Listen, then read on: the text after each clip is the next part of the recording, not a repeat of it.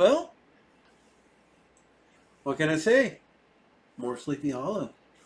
But in this case, none other than the television show.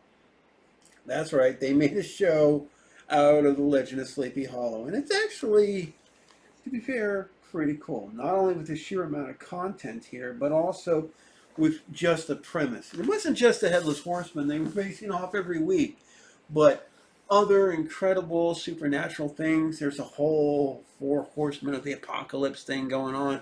It's actually a really good show, and I think if you gave it a chance, you would like it too. Now, luckily, I have season 1 and 2. Season 1 is the only one I have on Blu-ray, and season 2 is over there on DVD.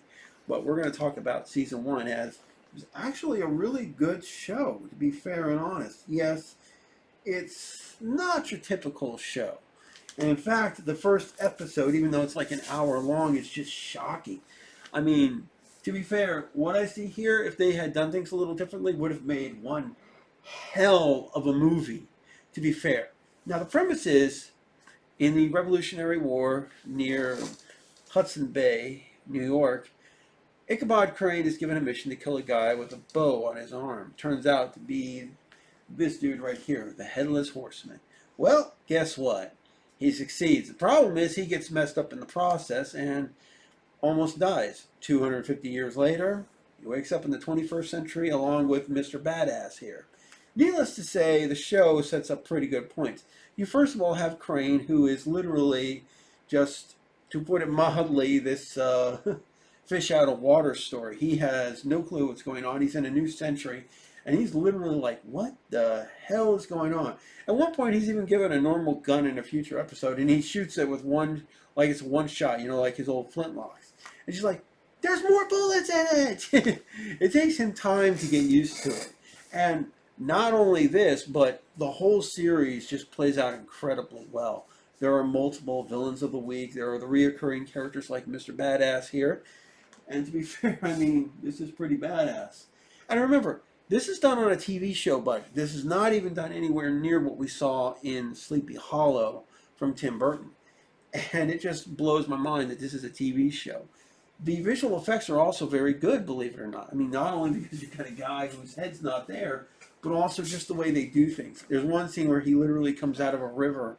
And remember, no head. This is stuff modern visual effects you think would be the only ones, like a movie would be able to handle. But the visual effects for these shows are actually that good. Now, I saw this, I forget the exact date, and I'm not going to bother looking right here to find out. But I would say about 2014 or so.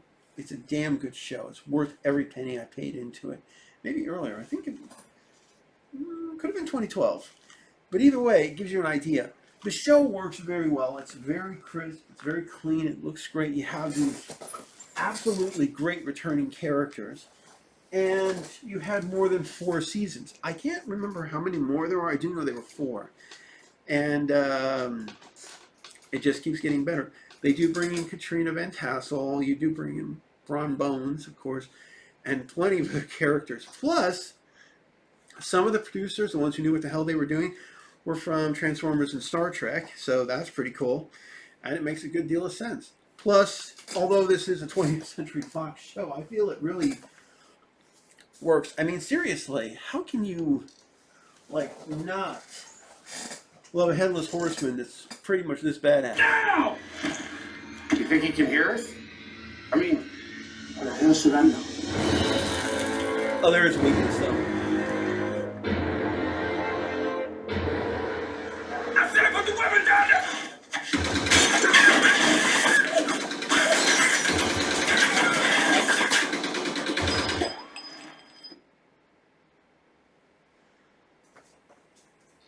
I'm not gonna lie, that's a pretty badass Headless Horseman. And that's what the show did. It did that very well. We also see Crane acclimating to, of course, the 21st century, 250 years.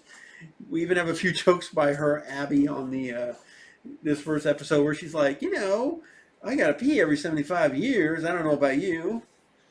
Hey. But, yeah, they did a very good job here. This show, by the way, is good either on the DVD copy that I watched, but especially looks really great in this 4K Well, actually, Blu-ray copy. I mean, upscaled into 4K.